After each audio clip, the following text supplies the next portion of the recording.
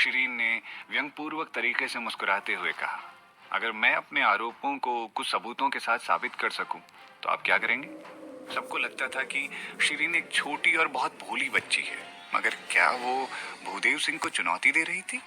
भूदेव सिंह को वो काफी मजाकिया लगी और उसने हंसते हुए कहा, क्या तुम मुझे चुनौती दे रही हो?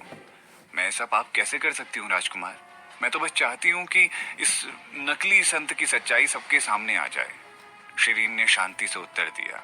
उसने भूदेव सिंह को देखा और कहा, राजकुमार, आप चाहें तो मेरे प्रस्ताव का स्वीकार कर सकते हैं, मगर उससे संत जी सच्चे साबित तो नहीं हो पाएंगे। भूदेव सिंह के लिए ये बहुत शर्मिंदगी वाली बात होगी अगर वो एक छोटी सी लड़की से एक चुनौती भी नहीं ले सकता। भूदेव सिंह थोड़ा सा परेशान दिख रहा था। वो चुप हो गया, मगर थोड़ी देर बाद वो बोल पड़ा, ठीक है, मैं आपको वही दूंगा जो आप चाहती हैं। यदि तुम ठोस सबूत के रूप में 3 सबूत प्रदान करती हो, तो मैं 12वें राजकुमार को आपसे इच्छा पूर्वक शादी करने के लिए मनाऊंगा और उन्हें आपके साथ अच्छी तरह से व्यवहार करने की भी अनुमति दूंगा। मैं बोलूंगा तो उसे सब कुछ करना ही पड़ेगा। मैं उसे आपको तलाक देने नहीं दूंगा, और ना ही वो अगले 3 वर्षों के भीतर एक और मालकिन से शादी कर सकेगा। शशिकला ने रमाकांत राव को देखा और अवचेतन रूप से दोनों ही ये बातें सुनकर काफी परेशान थे। रमाकांत राव को अजीब सी घबराहट महसूस हुई। वो बोला, चौथे भाई? शिरीन हंसी और व्यंग्यात्मक रूप से बोली, चौथे राजकुमार, आप वास्तव में इतने बेवकूफ हैं या फिर बेवकूफ बनने का अभिनय कर रहे हैं? ये सुनने के बाद रमाकांत राव और शशिकला घबरा गए और वो काफी डरे हुए लग रहे थे। शिरीन ने कहना जारी रखा, मैं महामहिम से अग्नि को साक्षी मानकर 12वें राजकुमार के साथ जुड़ी हुई हूँ, और अगर कोई हमें लड़वाने की कोशिश नहीं करता है तो हम निश्चित रूप से शादी करेंगे। 12वें राजकुमार मेरे साथ बहुत अच्छा व्यवहार करते हैं, वो दिल से काफी अच्छे हैं। मुझे यकीन है कि वो हमारी शादी के बाद भी पूरे दिल से मुझे प्यार और दुलार देंगे, इसलिए वो मुझे तलाक कैसे दे सकते हैं? और उन्हें किसी भी औरत से शादी की इजाजत नहीं देने का सुझाव मुझे थोड़ा हास्यास्पद लगता है, क्योंकि हमारे राजवंश में पहले से ही एक नियम है जिसमें कहा गया है कि सभी राजकुमार अपनी पहली पत्नी से शादी करने के बाद अगले 3 साल के लिए किसी भी औरत से शादी करने के योग्य नहीं रहते हैं, ताकि वो अपनी आधिकारिक संगनी के प्रति सम्मान दिखा सकें। क्या आप मुझे बेवकूफ बनाने की कोशिश कर रहे हैं? शिरीन के शब्दों से लग रहा था कि उसे भीमपुर राज्य के सभी नियम पता थे। उसके मुंह से निकला हर एक शब्द चौथे राजकुमार के लिए खंजर की तरह था, और इन सब चीजों को सुनकर शशिकला चिंतित हो गई। फिर भी वो मुस्कुराई और रमाकांत राव से उसने धीरे से सवाल किया, क्या वो सही कह रही है मेरे राजकुमार? क्या ऐसा कानून सच में मौजूद है या फिर वो ऐसे ही बोल रही है? रमाकांत राव अवाक थे। उसकी जबान अटक गई और वो हिम्मत करके कुछ भी कह नहीं पा रहा था। महादेव प्रताप सिंह बातचीत में शामिल हुए और कहा, वास्तव में शिरीन बिल्कुल सही कह रही है, हमारे पास राजकुमारों के लिए ऐसे कानून हैं। भूदेव सिंह परेशान था और महादेव प्रताप सिंह को देखा जा रहा था। महादेव प्रताप सिंह वहीं बैठा अपनी चाय का आनंद ले रहा था। उसने महसूस किया कि मुकुट राजकुमार वास्तव में सामान्य से अलग लग रहे थे, लेकिन वो ये नहीं बता सका कि मुकुट राजकुमार में अलग क्या था। आप मुझे ऐसे क्यों देख रहे हैं? महादेव प्रताप सिंह ने अपनी उंगलियों के साथ मेज पर दस्तक देते हुए पूछा, क्या आपको ये कानून याद नहीं है? भूदेव सिंह गुस्से में पागल हो चुका था और अंत में उसने उत्तर दिया, ठीक है, मैं मानता हूं ये लड़की सही कह रही है। मैं इस छोटी लड़की को कम करके आंक रहा था। ठीक है, आपको और क्या पुरस्कार चाहिए? शिरीन ने तुरंत कहा, चौथे राजकुमार, आप इतने सम्मानित व्यक्ति हैं, इसीलिए इनाम कुछ शानदार होना चाहिए। क्या आपके पास कोई कीमिया भट्टी है? ये बहुत अच्छा होगा यदि आप उसे इनाम बना सकें। शिरीन ने ये बात कुछ ऐसे बोली जैसे वो कुछ सामान्य सा मांग रही हो, लेकिन जब राजकुमार ने ये सब सुना तो रमाकांत राव को बात करने में कठिनाई हो रही थी। भूदेव सिंह अपने संग्रहालय के लिए काफी ज्यादा जाना जाता था और महल से अधिक अमीर होने के कारण उसके बारे में एक अफवाह भी फैली हुई थी। चौथे राजकुमार के पास एक खासियत थी, वो केवल उच्च गुणवत्ता की वस्तुओं को इकट्ठा करता था, इसीलिए उनके सभी संग्रह मूल्यवान और दुर्लभ थे। दरअसल उनकी हवेली में एक कीमिया भट्टी भी थी जिसका नाम भोले की भट्टी था। ये कहा जाता था कि उस भट्टी की गुणवत्ता बड़े संत द्वारा इस्तेमाल की जाने वाली कीमिया भट्टी के बराबर थी। जाहिर तौर पर हर कीमिया नगर इस भट्टी को अपने हाथों में देखना चाहता था। ये उन सब का सपना था, मगर इससे पहले वो लापता हो जाती, चौथे राजकुमार ने हवेली की रक्षा के लिए एक अत्यधिक बलशाली विशेषज्ञ और सिपाही को रखवाली के लिए रख लिया। चौथे राजकुमार एक गर्वित मोर की तरह व्यवहार करते थे। उसे अपना संग्रह दूसरों को दिखाना बहुत पसंद था। उसके इसी दिखावे के कारण उसके द्वारा संग्रह की गई चीजों के नाम हर कोई जानता था। राज्य में पहले से ही कई लोग थे जो जानते थे कि उसके हवेली में एक दिव्य देव भट्टी है। अफसोस की बात यह थी कि अब उसे ये भट्टी शिरीन को इनाम के रूप में देनी पड़ सकती थी, और तो और वो इनकार भी नहीं कर सकता था। वो शिरीन को ऊपर से लेकर नीचे तक देख रहा था और कुछ देर में शिरीन को देखने के बाद उसने कहा, हाँ वास्तव में मेरी हवेली में एक भोले भट्टी है, लेकिन तुम उसके साथ क्या करना चाहती हो? तुम्हें दवा का उत्पादन कैसे किया जाता है इसकी जरा भी समझ है? संत जयराम जी ने व्यंग्यात्मक रूप से कहा, मेरे राजकुमार कितना अच्छा मजाक करते हैं आप। औषधि निर्माण के लिए नहीं, लकड़ी, आग और अच्छे तत्वों के साथ साथ आत्मा शक्ति का चौथा स्तर प्राप्त करना भी जरूरी है। हालांकि इस लड़की के पास शून्य भावना शक्ति है, लेकिन मानना पड़ेगा इसके पास एक बुद्धिमान मुंह है। शिरीन मुस्कुराई और कहा, मैं सिर्फ एक इनाम चाहती हूँ। शायद मैं इसका इस्तेमाल सिर्फ खेलने और मनोरंजन के लिए करना चाहती हूँ। मैं इसके साथ जो मर्जी करूँ, इससे आपको क्या? क्या आप इसे मुझे दे रहे हैं या नहीं? भूदेव सिंह ने जवाब दिया, छोटी लड़की, ये कोई छोटा इनाम नहीं है। यदि तुम शर्त हार जाती हो तो तुम मुझे क्या दोगी? उसने शिरीन को देखा और कहा, मुझे अब ये मत कहना कि तुम मुझसे शादी कर लोगी या फिर मुझे अपना जीवन सौंप दोगी, क्योंकि तुम्हारे जीवन का 10वां हिस्सा भी कभी भट्टी के समान नहीं होगा। शिरीन ने शांति से कहा, संयोग से मेरे पास कुछ भी नहीं है देने को, मेरे जीवन के अलावा। क्योंकि चौथे राजकुमार इतना जोर देकर कह रहे हैं तो मैं भट्टी के मूल्य के बराबर भी नहीं हूँ, तो मुझे किसी अमूल्य वस्तु के साथ शर्त लगानी होगी। मुझे लगता है मैं शर्त हारने पर बस अपने प्राण त्याग दूंगी, क्योंकि मेरा जीवन अमूल्य है। भूदेव सिंह अवाक था। क्या वो छोटी बच्ची सचमुच अपना जीवन त्यागने को तैयार है, या फिर उसने जानबूझकर एक ऐसे खजाने की मांग की है क्योंकि वो जानती है कि वो उसे हरा देगी? संत जयराम जी परेशान थे। वो इस अपमान के लिए शिरीन को माफ नहीं करना चाहते थे। वो तुरंत ही बोल पड़े, मैं तुम्हारे खिलाफ शर्त लगाऊंगा। संत जयराम जी ने तीखी आवाज में सब कुछ कहा। संत जी ने बोलना जारी रखा, आपको एक देव भट्टी चाहिए ना? मैं आपको अपनी देव भट्टी दे दूंगा, लेकिन अगर आप हार जाती हैं तो आपको बहुत भारी कीमत चुकानी होगी। मैं एक दयालु व्यक्ति हूँ, मुझे आपका जीवन नहीं चाहिए, लेकिन मैं आपसे 2 अमूल्य चीजें मांगना चाहूंगा। कहिए, क्या चाहिए आपको मुझसे? शिरीन ने संत जी से पूछा। सबसे पहली चीज, यदि आप सबूत के 3 टुकड़े प्रदान करने में विफल रहती हैं तो 12वें राजकुमार के साथ आपकी सगाई को रद्द किया जाएगा, और आप किसी दूसरे लड़के से शादी भी नहीं कर सकती, और आप केवल 12वें राजकुमार के साथ एक नौकरानी के रूप में रहेंगी। वो आपको जो भी और जैसा भी काम कहेंगे आपको करना पड़ेगा। दूसरी चीज, आपका मुंह मुझे बहुत परेशान करता है। यदि आप शर्त हार जाती हैं तो आपको अपनी जीभ काटनी होगी। ये दोनों बहुत बुरी और भयावह शर्तें थी।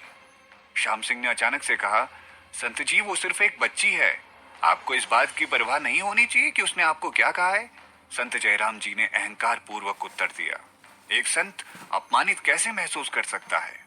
उसने फिर शिरीन से पूछा, क्या आपको ये सौदा मंजूर है या फिर आप डर गई हैं? शिरीन मुस्कुराई और कहने लगी, क्यों नहीं, मुझे बिल्कुल सौदा मंजूर है, लेकिन आप किस तरह की भट्टी मुझे इनाम में दे रहे हैं?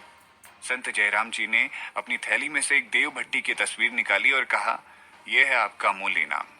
मौर्य कबीले के अधिपति के रूप में संत जयराम एक विशेष भट्टी का उपयोग करते थे जिसमें से एक अच्छी खुशबू आती थी। हालांकि शिरीन उस इनाम से वास्तव में खुश नहीं थी। उसने भूदेव सिंह पर नजर डाली और कहा, मुझे अभी पता चला है कि चौथे राजकुमार अपनी देव भट्टी पर शर्त लगाने से डरते हैं, इसीलिए उन्हें संत जी की भट्टी का उपयोग करने की आवश्यकता पड़ रही है शर्त के लिए। भूदेव सिंह गुस्से से पागल हो गया और बोल पड़ा, ठीक है, मेरी भट्टी का उपयोग कर लेना तुम। संत जयराम जी को इस शर्त में शामिल होने की आवश्यकता भी नहीं है। उसने अपने अंगरक्षकों को भट्टी लाने का निर्देश दिया। संत जयराम जी चौंक गए थे, क्योंकि वो चौथे राजकुमार से भट्टी पाने की योजना बना रहे थे। यदि वो शर्त हार जाते हैं तो जाहिर है कि शिरीन ने उसकी योजना को बर्बाद कर दिया था और वो अपने शब्दों के खिलाफ नहीं जा सकता था। आप सुन रहे हैं कहानी एक थी शिरीन। ये इस कहानी का अगला भाग है। ऋषि मुनि मान गए। इस तरह की शर्तें हास्यास्पद रूप से काफी ज्यादा बड़ी थीं। हालांकि उनमें से प्रत्येक व्यक्ति अपने अपने इरादे के थे और इसी कारणवश उन सभी को घबराहट से पसीना आ रहा था। श्याम सिंह अपनी मुट्ठी कसकर बैठा हुआ था। हालांकि उसने अपनी बेटी के साहस की प्रशंसा भी की थी, लेकिन वो उसकी सुरक्षा को लेकर अब और भी अधिक चिंतित हो गया था। उस कमरे में बहुत सारे गवाह मौजूद थे। अगर उनकी बेटी शर्त हार जाती है तो वो अब किसी भी तरीके से बच नहीं सकता था। क्या वो बच्ची एक दानवी सजा सह पाएगी? यहाँ तक कि अगर उनकी बेटी सही भी थी तो वो उसके सबूतों को मानने से इनकार करने की कोशिश कर सकते हैं। कोई फर्क नहीं पड़ता वो सही हो या गलत, लेकिन उसकी बेटी के जीतने की संभावना नगण्य थी।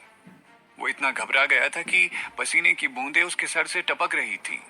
ठीक है, अब जब शर्त लगी गई है तो वजीर श्याम सिंह की छोटी बेटी, क्या आप अपना तर्क प्रस्तुत करना चाहेंगी? भूदेव सिंह जल्दबाजी करके इस मामले को रफा दफा करना चाहता था। दूसरी ओर शिरीन बिल्कुल भी जल्दबाजी में नहीं थी। वो कुर्सी पर बैठ गई और बोली, क्यों, ऐसी भी क्या जल्दी है राजकुमार? क्योंकि दांव इतना बड़ा है, हमें गवाह के रूप में तटस्थ तीसरे पक्ष की आवश्यकता होगी। भूदेव सिंह गुस्से से जल रहा था। वो अचानक बोल पड़ा, आप मुझे ये बता रही हैं कि हम में से कोई भी यहाँ गवाह बनने के योग्य नहीं है? शिरीन ने लापरवाह होकर मेज पर दस्तक दी। एक गवाह को दोनों पक्षों के प्रति तटस्थ रहना होगा। उसने भीड़ में चारों ओर नजर डाली और बोलना जारी रखा, जबकि यहाँ हर कोई तो मेरा ही रिश्तेदार है या फिर आपका। केवल मौसी यहाँ पर एक तीसरा पक्ष है, लेकिन वो भी सर्जक है, इसीलिए स्वाभाविक रूप से वो गवाह बनने के योग्य तो नहीं है। भूदेव सिंह के नेत्रों में ढेर सारा गुस्सा था। उसके सामने वो बदसूरत छोटी लड़की अपमानजनक रूप से बेशर्मों की तरह बात कर रही थी। भूदेव सिंह ने चिड़चिड़ाकर शिरीन से सवाल किया, आपके मन में फिर कौन है? शिरीन ने महादेव प्रताप सिंह की ओर रुख किया और बोली, मेरे राजकुमार, हमारे राज्य की ऐसी कौन सी हस्ती है जो बहुत ज्यादा न्यायबद्ध है, और ना ही वो किसी सत्ता से डरती है और ना ही किसी संप्रदाय से।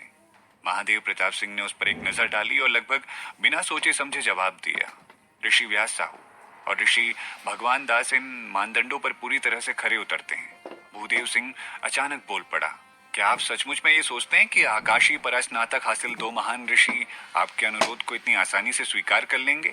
वो इस राज्य के सम्राट के अधिकारियों से भी डरते नहीं हैं। यहाँ तक कि अगर पिता सम्राट भी उनसे मिलना चाहें तो भी उन्हें बहुत मन्नतें करनी पड़ती हैं उन्हें आमंत्रित करने में।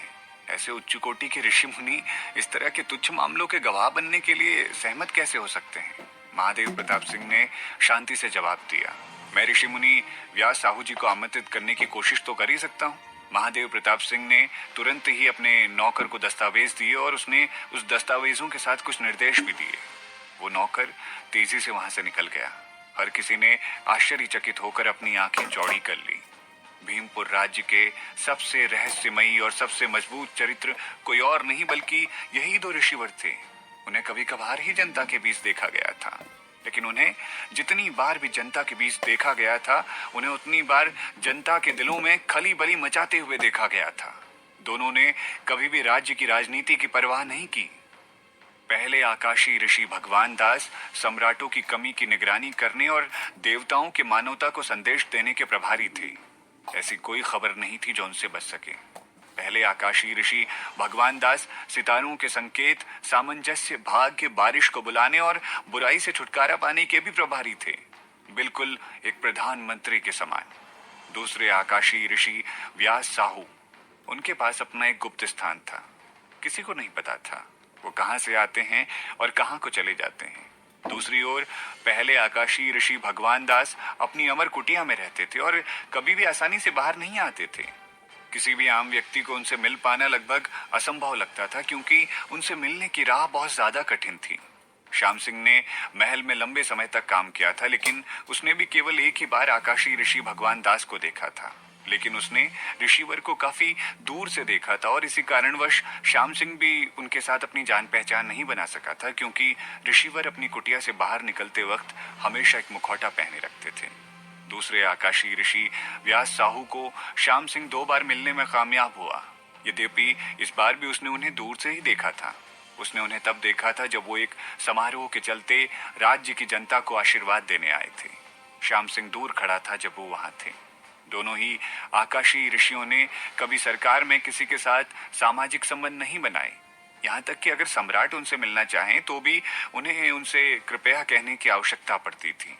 मगर फिर भी इतने अवरोधों के बाद भी दोनों आकाशी ऋषि मिलने को आएंगे या नहीं, पूरी तरह से उनके मन पर निर्भर करता था। तो क्या वर्तमान में पहले से ही थोड़े कमजोर हो चुके राजकुमार सच में आकाशी ऋषियों में से एक को आमंत्रित कर सकते थे? किसी को भी विश्वास नहीं हो रहा था। लेकिन सबका ऐसा विश्वास केवल 1 घंटे तक ही चला। महादेव प्रताप सिंह का नौकर 1 घंटे में वापस आया और कमरे में घुसते ही बोला, मेरे राजकुमार, आकाशी ऋषि भगवान दास आपके गवाह बनने के लिए सहमत हो गए हैं, लेकिन यहाँ बैठे सभी लोगों को उनकी अमर कुटिया में उपस्थित होना होगा। आकाशी ऋषि भगवान दास का हाँ बोलना असंभव और समझ के बाहर था। आकाशी ऋषि सच में सहमत थे, इस बात पर किसी को यकीन नहीं हो रहा था। हर किसी का जबड़ा लटक चुका था। उनका मुंह एक पूरे अंडे को संभाल लेने के लिए पर्याप्त चौड़ा खुल चुका था। यहाँ तक कि संत जयराम जी भी आश्चर्यजनक रूप से समाचार सुनकर दंग रह गए थे।